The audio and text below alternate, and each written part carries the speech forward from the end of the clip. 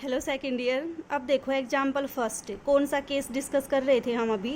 Case third में क्या था आपके पास कि जब आपके पास जो रूट दे रखे हों वो क्या हो आपके पास इंटीजर से डिफर करें, अनइक्वल हों और आपका y का कोफिशिएंट क्या बनता हो, इनफाइनाइट बनता हो। तो इस केस के हम क्या करेंगे, एग्जाम्पल सोल्व करेंगे, आपको और अच्छे से क्लियर हो जाएगा ये वाला केस। ठीक है, तो आपको क्या दे रखा है, फर्स्ट वाला एग्जाम्पल। फर्स्ट एग्जाम्पल में आपको दे रखा है कि आपको इस डिफरेंशियल इक्वेशन को सोल्व करना है और कैसा सॉल्यूशन फाइंड आउट करना है, इसका सीरीज सॉल्यूशन फाइंड आउट करना है। ठीक है, तो सबसे पहले तो वही प्रोसेस, आपका क्या चेक करोगे कि इसका रेगुलर सिंगुलर पॉइंट कौन है। तो आपने क्या नोटिस किया, x इज इक्वल टू 0 इसका रेगुलर सिंगुलर पॉइंट है। ठीक है, रेगुलर सिंगुलर पॉइंट है तो सॉल्यूशन क्या मान के चलोगे, ये मान के चलोगे dy बाई डी एक्स निकाल दिया, d2y by D x square निकाल दिया, सबकी वैल्यू क्या कर दी, इक्वेशन में पुट कर दी। ठीक है, पुट करने के बाद क्या करते हो, जो भी ये टर्म होती है उनसे इनकी मल्टीप्लाई करते हो। मल्टीप्लाई करने के बाद आपके पास आई ये वाली सीरीज। ठीक है,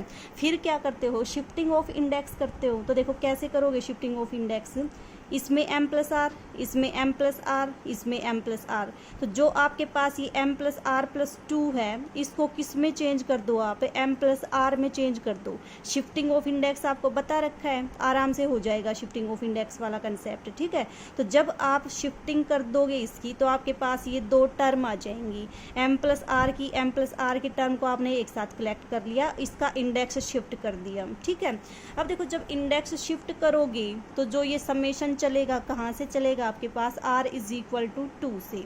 इंडिशियल इक्वेशन फाइंड आउट करने के लिए आपको क्या चाहिए होती है, x की लिस्ट पावर। तो देखो x की लिस्ट पावर कब आएगी आपके पास, जब r को 0 पुट करोगी, x की पावर m आएगी।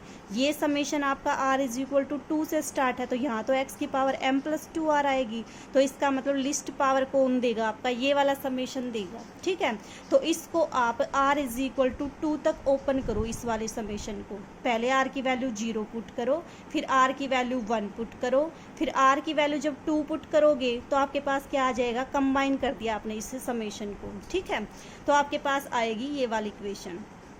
फिर उसके बाद देखो x की जब लिस्ट पावर को आप 0 के इक्वल इक्वेट करोगे, m की वैल्यूज़ आ गई आपके पास, m की वैल्यूज़ क्या आ गई, +-1। इसका मतलब रूट क्या है आपके, अनइक्वल हैं और इंटीजर का डिफरेंस है दोनों के बीच में। ठीक है, फिर अब क्या करोगे, इसके बाद जर्नल टर्म को इक्वेट करोगे 0 के इक्वल और ए आर की वैल्यू फाइंड आउट करोगे AR-2 की टर्म में। ठीक है, तो देखो क्या आएगा आपके पास ए आर की वैल्यू आ गई ये। ठीक है, अब देखो आपके ने A1 और A0 तो पहले निकाल दिया, अब किसकी वैल्यू निकालोगे, A2 की वैल्यू निकालोगे। तो R की वैल्यू 2, 3, 4 ये सारी पुट कर दो, आपके पास ये सारी वैल्यूज आ जाएंगी। ये वैल्यू आने के बाद क्या करोगे, जो y सॉल्यूशन मान के चले हो उसके अंदर पुट कर दोगे। ठीक है, अब देखो आपने क्या नोटिस किया कि इसके जो आपने सॉल्यूशन माना था उसके डिनोमिनेटर में m+1, m+3, m+5 ये फैक्टर्स हैं। आपके पास रूट क्या आए हुए हैं इस इक्वेशन के, +-1। तो देखो जब m की वैल्यू -1 पुट करोगे तो आपका इनफाइनाइट बनेगा, ये भी इनफाइनाइट बनेगा। तो मतलब क्या हुआ, आपके पास y के अंदर आपकी टर्म क्या बनेगी, इनफाइनाइट बनेगी, जब m को क्या पुट करोगे, आप -1 पुट करोगे। ठीक है, तो आपको क्या बताया था कि जो आपका कोफिशिएंट इनफाइनाइट बनाए उस केस में क्या करो, इस a0 को चेंज कर दो, किससे, b0 इंटू m- जो रूट आपका इनफाइनाइट बनाए उससे। इनफाइनाइट कौन बनाएगा, -1, तो किससे चेंज कर दोगे, m+1 से चेंज कर दोगे। ठीक है, a0 की जगह पे जब b0 m+1 पुट करोगे तो देखो m+1 तो सब जगह से कैंसिल हो जाएगा, क्या बचेगा, जस्ट आपके पास बचेगा जस्ट b0। ठीक है, b0 बचेगा, x की पावर m आपके पास है ही। तो आपके पास क्या आया, एक ये सॉल्यूशन आया। ठीक है, इसमें फिर क्या पुट करोगे, m की वैल्यू -1, जो रूट आपका इनफाइनाइट बनाता था कोफिशिएंट को उसी रूट को पुट करोगे। ठीक है, तो जो वैल्यू आएगी उसको एक सॉल्यूशन मान लिया। फिर क्या करना था आपको, इसका डेरिवेटिव करना था विद रिस्पेक्ट टू m, और डेरिवेटिव करके आपके पास जो वैल्यू आएगी उसके अंदर आपको यही रूट पुट करना है, m इज इक्वल टू -1।